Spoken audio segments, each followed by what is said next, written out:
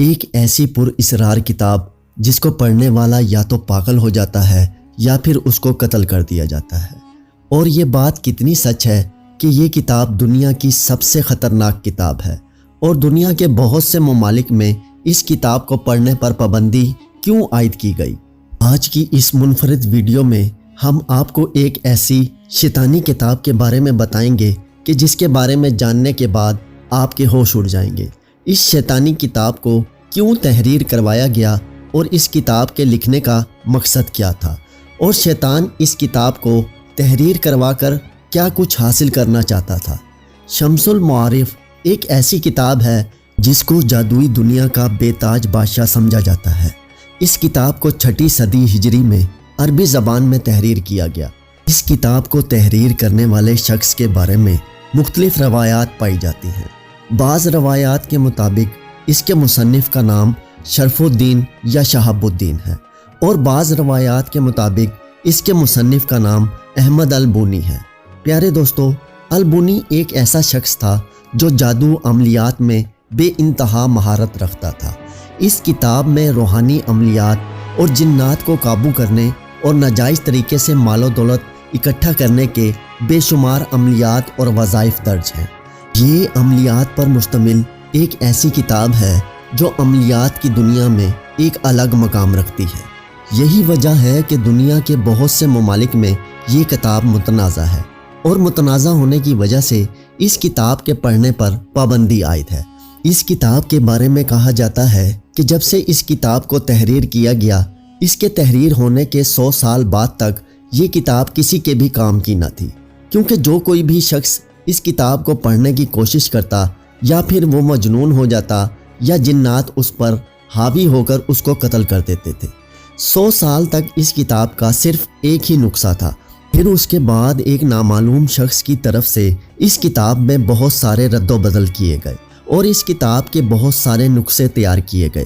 اس کتاب میں رد و بدل کرنے کی وجہ یہ تھی کیونکہ مصنف کی جانب سے اس کتاب کے اندر بہت سارے ایسے عملیات لکھے ہوئے تھے جن عملیات کی مدد سے انسان بہت بڑے بڑے طاقتور جنات کو اپنے قبضے میں کر سکتا تھا۔ اسی وجہ سے جنات اس کتاب کی حفاظت کیا کرتے تھے، اور جو کوئی بھی شخص اس کتاب کو پڑھنے کی کوشش کرتا یا تو جنات اس کو پاگل کر دیتے یا پھر اس کو قتل کر دیا جاتا، تاکہ کوئی بھی انسان اس کتاب کو پڑھ نہ سکے اور نہ ہی جنات کو اپنی قید میں کر سکے۔ روایات میں آتا ہے کہ کچھ عرصہ گزرنے کے بعد ایک اجنبی عامل کی طرف سے اس کتاب میں سے ان نسخوں کو نکال دیا گیا جن نسخوں کی وجہ سے جنات انسانوں کو قتل کیا کرتے تھے، لیکن اب بھی اس کتاب میں کالے جادو اور جنات کو قید کرنے کے بعد بہت سارے عملیات ہیں۔ یہی وجہ ہے کہ کوئی بھی انسان اس کتاب کو ٹھیک طرح سے سمجھ کر پڑھ نہیں سکتا، اور جو کوئی بھی شخص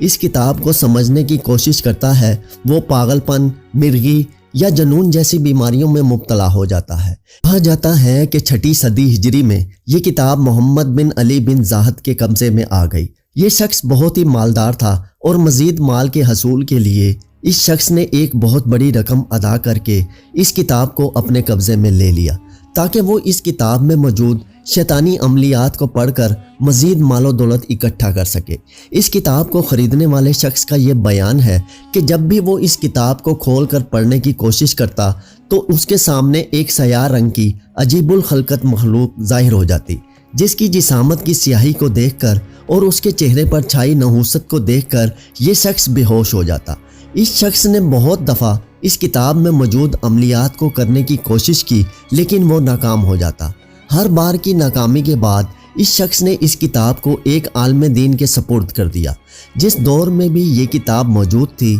ہر دور میں شیاطین اور جنات اس کتاب کی حفاظت پر مامور تھے، کیونکہ اس کتاب میں تحریر ایسے عملیات موجود تھے جس کی وجہ سے جنات انسانوں کے قبضے میں آ سکتے تھے۔ ان تمام تر واقعات کے بعد یہ کتاب ایک دم غائب ہو گئی، اور اس کتاب کے بارے میں کسی کو کچھ علم نہ تھا۔ اور پھر 7ویں صدی ہجری میں یہ کتاب اچانک سے منظر عام پر آ گئی۔ اس وقت کتاب کے اندر موجود بہت سارے مواد کے اندر رد و بدل کی جا چکی تھی۔ اس کتاب کو پڑھنے کے لیے انسان کا عملیات کے اندر ماہر ہونا ضروری ہے۔ اگر آج کے دور میں کوئی شخص بغیر عملیات کے علم کے اس کتاب کو پڑھتا ہے تو آج بھی اس کتاب کے اندر ایسے عملیات موجود ہیں جو انسان کی جان کے لیے خطرہ بن سکتے ہیں، جس کی وجہ سے یا تو انسان پاگل ہو سکتا ہے یا پھر اس کی جان بھی جا سکتی ہے، کیونکہ اب تک اس کتاب کو جس نے بھی پڑھنے کی کوشش کی ہے اس کو بہت ساری آفات اور مشکلات کا سامنا کرنا پڑا ہے۔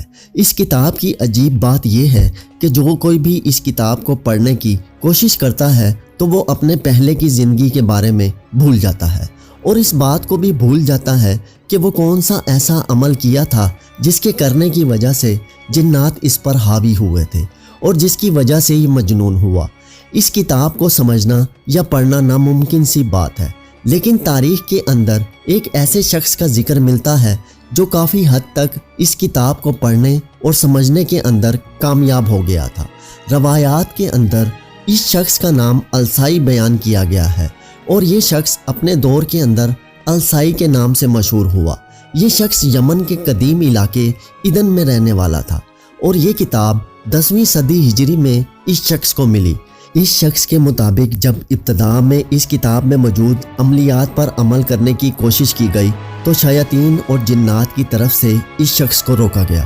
کیونکہ اس شخص نے ایسے عملیات پر عمل کرنے کی کوشش کی تھی جو کہ بہت ہی زیادہ خطرناک اور متروک تھے۔ شروع میں جنات نے اس شخص کو عملیات سے بہت روکنے کی کوشش کی، کیونکہ اس شخص کا عملیات سے بہت گہرا تعلق تھا، لہٰذا یہ شخص جنات سے نہیں ڈرا اور اس نے اپنے عملیات کو جاری رکھا۔ اور یہ شخص خوب جانتا تھا کہ جنات کی طرف سے اس پر کون سے حملے ہونے والے ہیں، لہٰذا اس نے اپنے آپ کو ان حملوں کے لیے پہلے سے ہی تیار کر رکھا تھا، اور اس نے پہلے ہی بہت سارے ایسے عملیات کر رکھے تھے جس کی وجہ سے شیاطین اس پر حملہ نہ کر سکے۔ یہی وجہ تھی کہ یہ شخص بڑے جنات کو اپنے قبضے میں کرنے کے آخری مراحل میں داخل ہو چکا تھا۔ اس مقام پر پہنچنے کے بعد جنات نے اس شخص کو مات دے دی اور یہ جنات کو قید کرنے میں ناکام ہو گیا۔ یہ وہ واحد خوش نصیب شخص تھا جو جنات کے ہاتھوں بچ نکلا اور جو قتل ہونے سے بچ گیا۔ جب شیاطین نے اس شخص پر حملہ کیا تو یہ شخص بے ہوش ہو گیا۔ ہوش میں آنے کے بعد اس شخص نے بتایا کہ حیرت انگیز طور پر وہ اس بات کو بھول چکا ہے کہ اس نے کون سا ایسا عمل کیا تھا جس عمل کے کرنے کی وجہ سے شیاطین اس پر حملہ آور ہوئے تھے، اور وہ کتاب کا کون سا حصہ اور کون سے الفاظ تھے جو بے ہوش ہونے سے پہلے یہ پڑھ رہا تھا۔ ہوش میں آنے کے بعد اس شخص کی جان تو بچ گئی، لیکن اس شخص کی حالت یہ تھی کہ یہ اپنی پہلے کی زندگی میں ہونے والے واقعات کے بارے میں کچھ خبر نہیں رکھتا تھا اور وہ سب کچھ بھول چکا تھا۔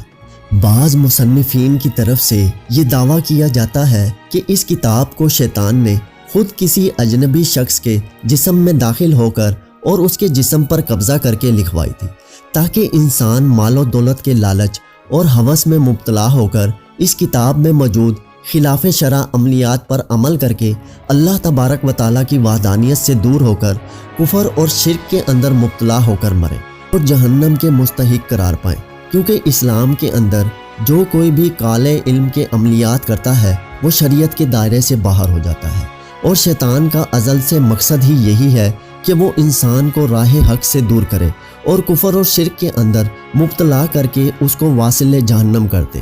اللہ تبارک و تعالیٰ سے دعا ہے کہ اللہ تبارک و تعالیٰ ہمیں نفس و شیطان کے شر سے محفوظ فرمائے اور نیک اعمال کرنے کی توفیق عطا فرمائے، آمین۔